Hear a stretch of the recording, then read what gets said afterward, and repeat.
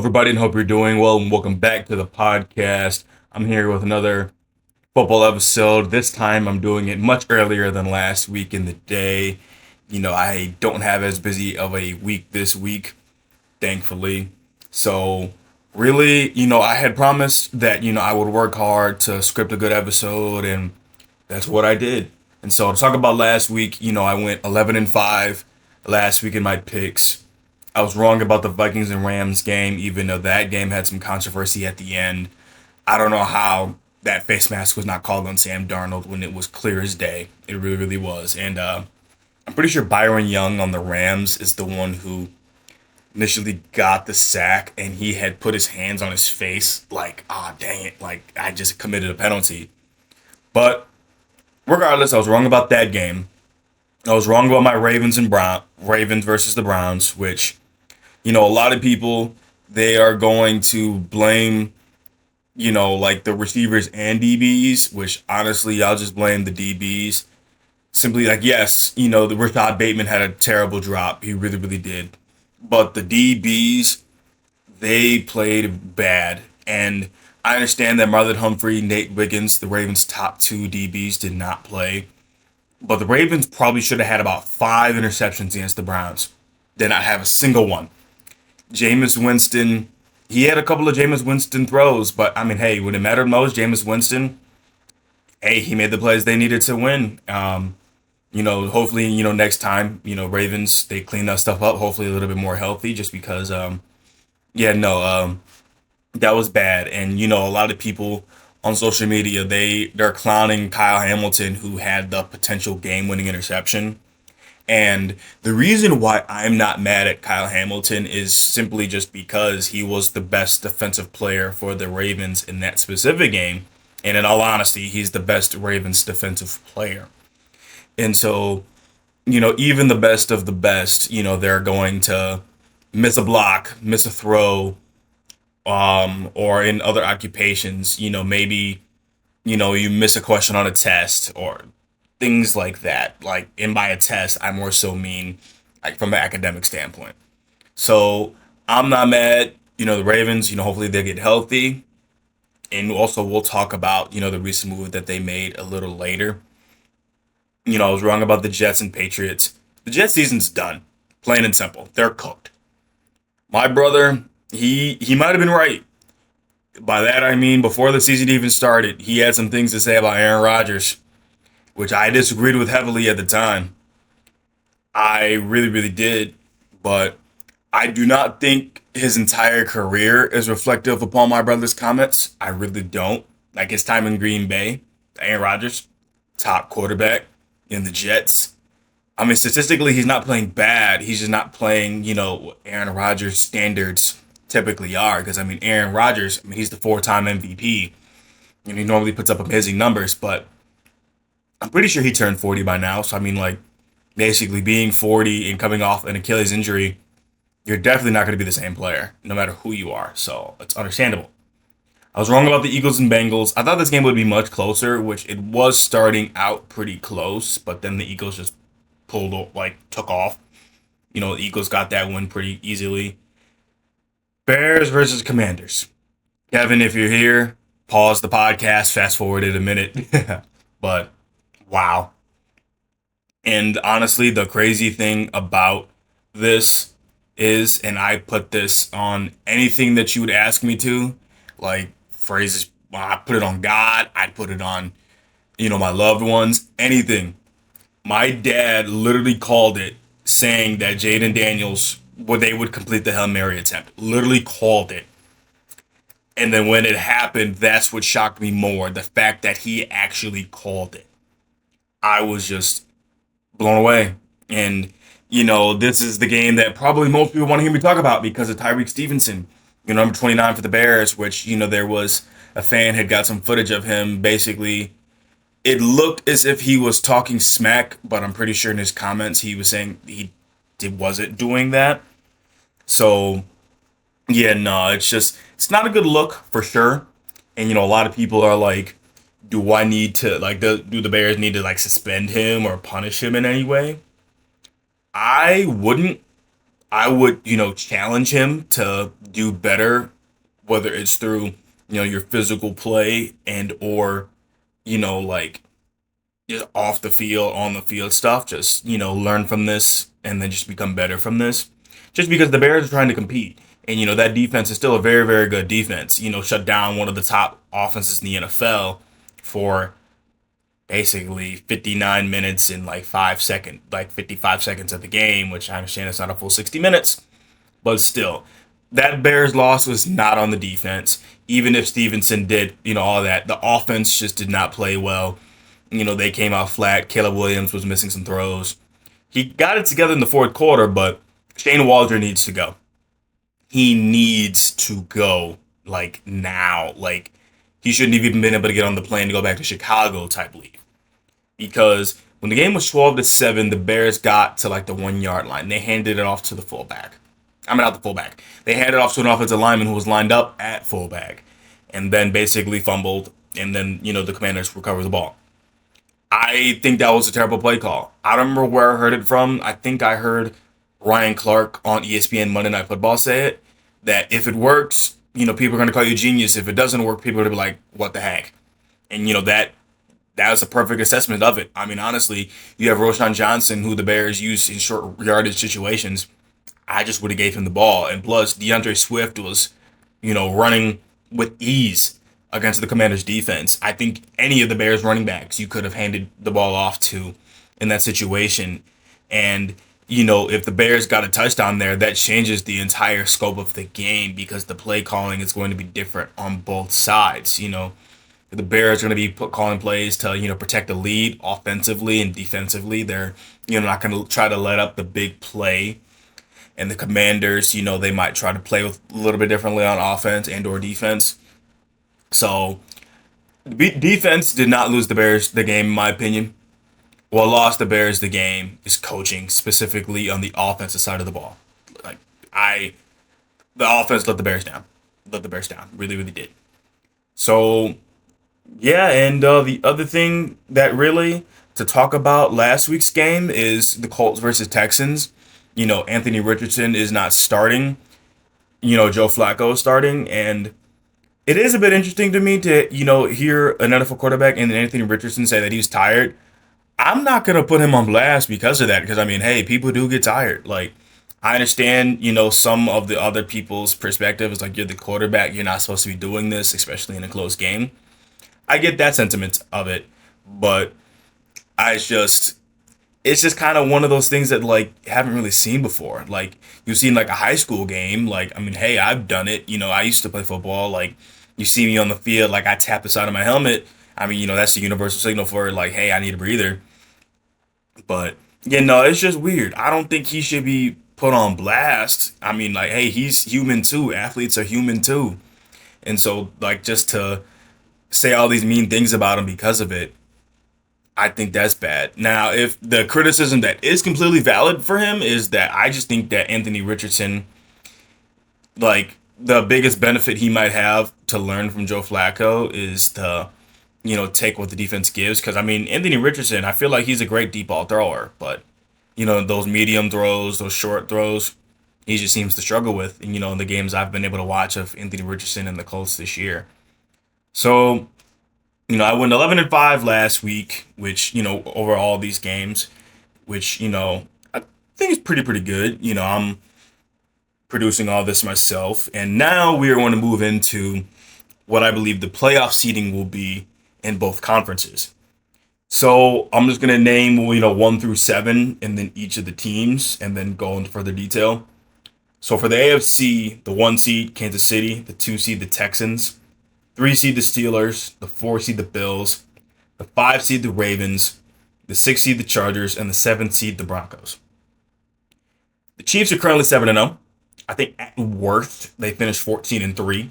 A lot of talk before this season was that, the Chiefs were going to be strongly considered to be undefeated, go after the 72 Dolphins, which I think the 3 teams that the Chiefs have left on their schedule that could potentially beat them: the Texans, the Steelers, and Bills. And out of those 3 teams, I'd say the one team I have 100, I won't say 100% faith because, I mean, we've seen how games go this year and Black Chiefs games go. I think out of those three teams I just said, the team with the best chance to beat the Texans, to beat the Chiefs are the Texans. Steelers, I mean, like I've been saying it all year, they win sloppy football games. So I mean, hey, if they get into a sloppy football game against Kansas City, they could win too. And the Bills, I mean, yes, they are not as scary and as intimidating as they were in the past, but I still think that they always play in good football games. So I think that even if the Bills don't beat Kansas City, that'll be a good game come the future. The Texans are currently 6-2, and I believe at worst they'll finish 13-4. The only two games I could see them potentially losing are to the Lions and Ravens. And I think that, this year they have a better chance of beating the Ravens than they did last year, even though Stephon Diggs, who just recently went down with an ACL injury, which I do think weakens them a little bit, but I think they'll be fine. When Nico Collins comes back from his hamstring injury, they'll be pretty much the same team as last year, just with the addition of Joe Mixon, in which, Joe Mixon's got plenty of experience playing against the Ravens. So, I mean, I honestly can see the Texans and Ravens going either way, personally, but yeah, going on to the Steelers, they are currently 6-2. They are leading the AFC North. I see them finishing 12-5 at worst. I see them losing one game to the Ravens, at least one. Lamar Jackson has not had the most success playing against the Steelers. I think that the Ravens and Lamar Jackson kind of get over that Steelers hump. Steelers are basically big brother type thing, so I think the Ravens get at least one against the Steelers. I'm pretty sure the last time the Ravens beat the Steelers, or at least Lamar Jackson, he's 1-2 against the Steelers. His only win came in his first MVP season, win early in the year, and they had to make a comeback. And also the Steelers were pretty beat up. I'm pretty sure in that game it was Mason Rudolph at quarterback, and Marlon Humphrey had made a great play, peanut punch the football, and recovered, and the Ravens, were just able to win the game in overtime. The fourth seed, give me the Bills. They're also currently 6-2. I see at worst being 12-5. Potential losses being to the Chiefs, 49ers, and Lions. I see the Ravens being the fifth seed. Now, a lot of you probably thinking, dang, Jaron, you normally pick the Ravens every week. You're not going to pick them to finish as a top four seed? No. I'm not, just because as of right now today, all three of the Ravens' losses have come to AFC teams. They lost to the Chiefs on opening night. They lost to the Raiders, and they just lost to the Browns. I think that's going to come and haunt them. I do think the Ravens are still a playoff team. They are for sure a playoff team. But do I think they will host a playoff game? Probably not. I think the Ravens will have to go on the road if they want to make it to the Super Bowl. And I think the Ravens will finish with the same record as the Steelers. I just think the Steelers will have a better AFC record, which will in turn give them the AFC North. Correct me if I'm wrong, please. Chargers. See the Chargers finishing, well, currently they are 4-3. I see them finishing at 11-6 at worst. I see them losing to potentially the Ravens, the Chiefs, and the Falcons. And the Broncos. The Broncos, I think they can finish in the 7th seed, but where it's interesting is the Ravens play the Broncos this week. So that has huge implications on the AFC playoff race. But the Broncos are currently 5-3, same record as the Ravens. I predict them to finish 10-7 at worst, with the potential losses being to the Ravens. The Broncos still have to play Kansas City twice. So just because of that, I'm putting the Broncos at the 7th seed, and then they have to play the Chargers again. So I think that, is going to play a huge, huge factor for, the Broncos. But, the Ravens, this is a big game for the Ravens coming up, which, again, I will go more into it once I get further down. But this week is huge for the Ravens, and the Ravens normally play pretty good football later in the year. And also, we reached a good point in the episode to say this. Happy Halloween. I'm recording this at 11:45 on the morning, well, almost afternoon of Halloween. If you are doing anything today, please be safe. Have fun. Look out for those who you are with. And again, please stay safe. That's the number one thing that I can ask of you. Stay safe. Have designated drivers. Stay safe, please, because, the world is... We already know how crazy that the world is, and in the next week, it's just going to get even more crazy. And I'm sure you all know why I'm saying that. So, enough about Halloween. We're going to go on to the NFC. I'm going to go, again, 1 through 7, then explain my reasoning. And for the NFC, I gave a team 7A because I have a 7 and then a 7A.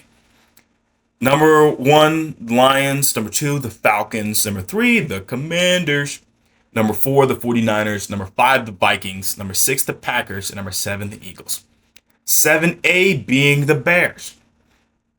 Because I do think out of the top 7 teams that I said, I do think one of them will, maybe potentially lose some games, which will free up the spot for the Bears. Allowing the Bears to sneak in. But I'm kind of, once I get down to the Bears, I'll explain a little bit more why. But the Lions are currently 6-1. At worst, I see them finishing 13-4 with potential losses to the Bears are going to get one against the Lions. Like Jared Goff, I saw a graphic where Jared Goff had like the most turnovers against any team. Jared Goff was up there against the Bears.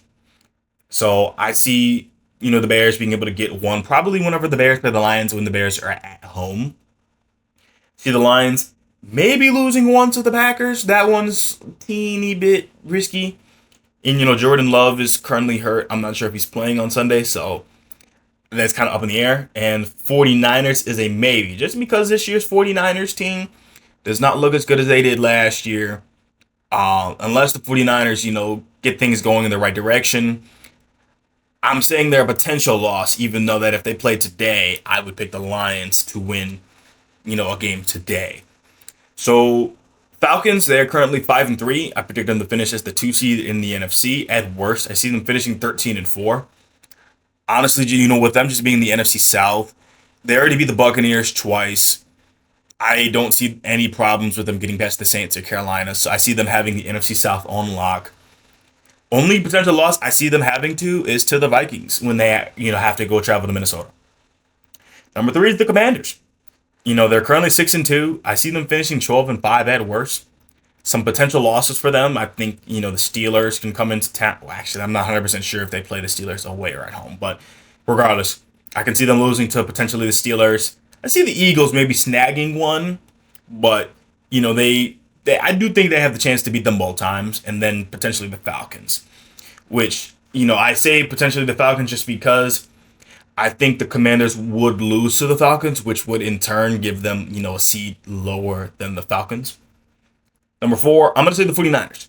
Their division's it's close. It's close. There's not, that dominant team. The 49ers, they're not a 7-1, 6-2 team like in the past. It's close, pretty much. The Cardinals, the 49ers, and Seattle, they're all 4-4. The Rams, they're 3-4. So the NFC West is a close division this year. I think the 49ers will come out on top. I think at worst they'll finish 10-7 with potential losses to the Packers, the Bears, and Seattle. So, number 5, I'm going to pick the Vikings. They're currently 5-2. They're on a 2-game losing streak. At worst, I see them finishing 12-5 with potential losses to, honestly, just one loss each to a team in their division. The Bears, the Packers, and the Lions. Because the NFC North has been the best division in football this year. I keep seeing the graphic that every team, I think they're like 20-6. I think they've only lost 6 games throughout the entire division this year, which is impressive. Which, I think, as of last week, it was, slightly different now. 6, give me the Packers. They're currently 6-2, which the Packers are one of those teams where it might free up a spot for somebody else just because we don't know the health of Jordan Love 100% just yet. Obviously, I'm not a NFL insider, so I'm sure that there's some information known, or there might be more information that's readily accessible for fans that, maybe the extent of his injury is already out there. I'm just not 100% sure yet. But I'm speaking as if the Packers, they have Jordan Love for the future. At worst for Jordan Love, I see them finishing 11-6 with a loss to the Bears, the Lions, the 49ers, and then, the Lions again. Actually, I'm not 100% sure if they play the Lions twice, so that's a miscalculation on my part. But in general, I see the Packers being an 11-12 win team, give or take. And so the 7th seed, give me the Eagles. They're currently 5-2. They're playing some good football right now. At worst, I see them finishing 11-6.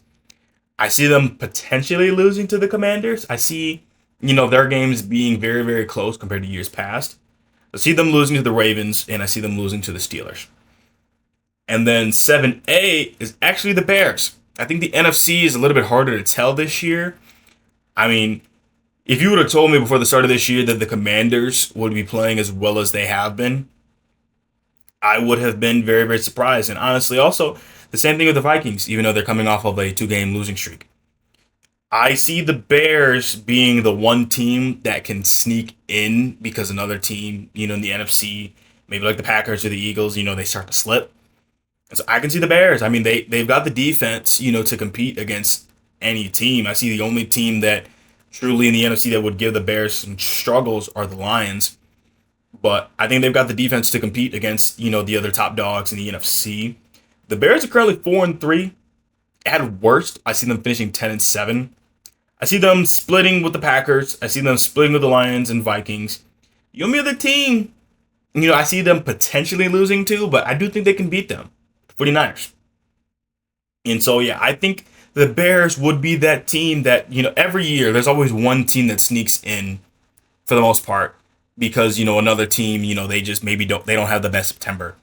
The only reason I didn't give them, a guaranteed playoff spot is just because most of their division games come in, November, December. So that's a tough time. And so they pretty much would have to play perfect football to secure a playoff spot. And so now, we are going to talk about week 9, the Halloween night game, for this year, the Texans versus Jets. Give me the Texans. I think the Texans will, I think they'll come out early. They'll be like, I think they'll put their foot on the gas, and it might not seem like they're missing Stephon Diggs, when in reality, they definitely will be. Like, we'll see where Stephon Diggs would normally make a big play. We'll see those situations, and I think the Jets will be able to get off the field. So, like, third down. I think third down will be the key down tonight. By that, I mean, like, obviously, third down is always the key down, but I think the Texans, if they get more than 50% of their third downs, I think they win. But at the same time, I see the Jets, if they want to stay in this game, they've got to get third down stops early. They have to. But I don't see them doing that. And also, I see Joe Mixon getting a 100-yard game tonight. Even though the Jets, they still have a decent defense, even with firing Robert Saleh. Their defense has not been as good without him, but it's not terrible. So moving on to Sunday's games with the Saints versus the Panthers. Give me the Saints. I think they're 2-6 ? But regardless, their cursed losing streak, I think it's going to end against a team like the Panthers. Don't have much else to say about that. Commanders versus Giants. Give me the Commanders. I think Jaden Daniels, I think he'll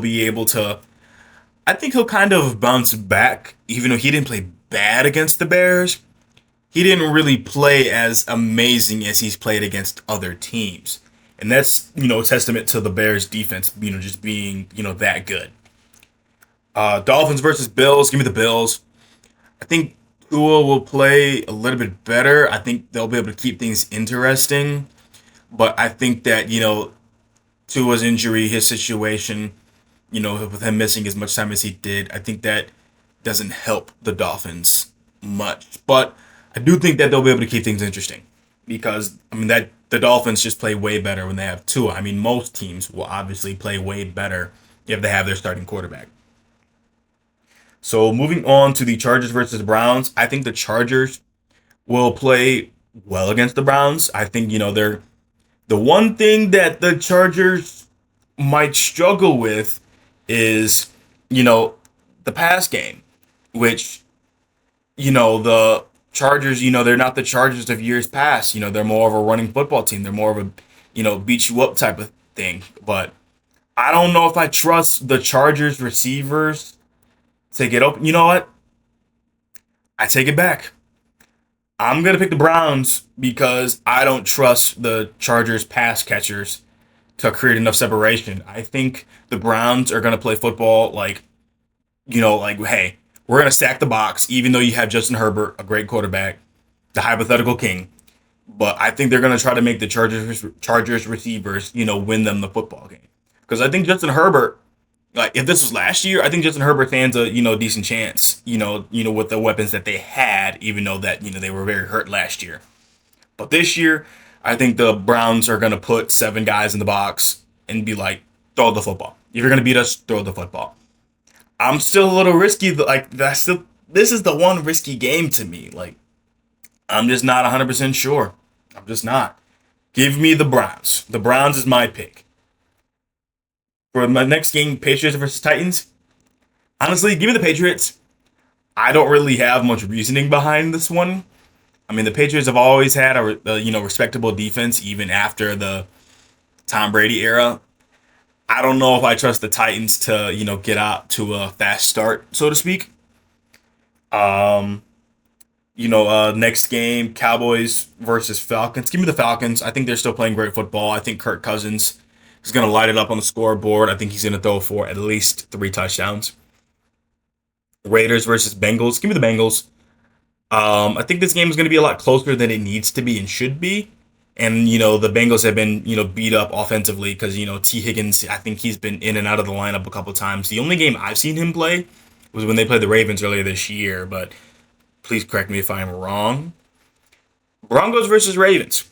This is my pick for potentially game of the week because it is huge for both teams, like I mentioned earlier in the episode, that this has a huge implication for the AFC playoff picture.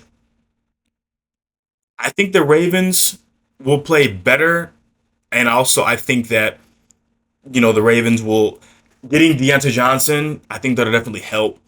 And Deontay Johnson's a Pro Bowl wide receiver, and he's a good wide receiver. He was a good wide receiver on a bad team, and that Panthers team was just so bad. It's just so bad that even Deontay Johnson didn't look good on the Panthers, but I think he'll look good, in the Ravens offense. Rashad Bateman and Zay Flowers, I still think they should be the top options for the team, but Deontay Johnson deserves to get his touches.